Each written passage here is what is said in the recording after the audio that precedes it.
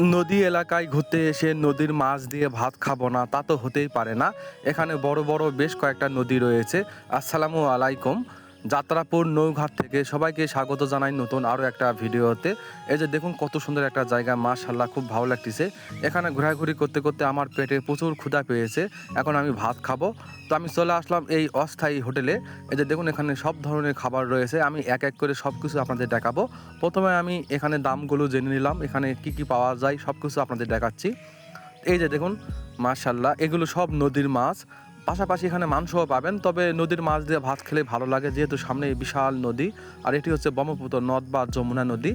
এগুলো সব নদীর মাছ। এই যে দেখুন, আমার তো খুব ভালো লাগতেছে আর জিভে জল আসে গেল। তো আপনারাও সবাই এই সুন্দর জায়গাটা ঘুরে যাবেন, এখানে ভালো কিছু সময় পার করতে পারবেন, বিশেষ করে ফটোগ্রাফি ভিডিওগ্রাফি করতে পারবেন। আর দেখুন কত সুন্দর জায়গা, মাশাআল্লাহ।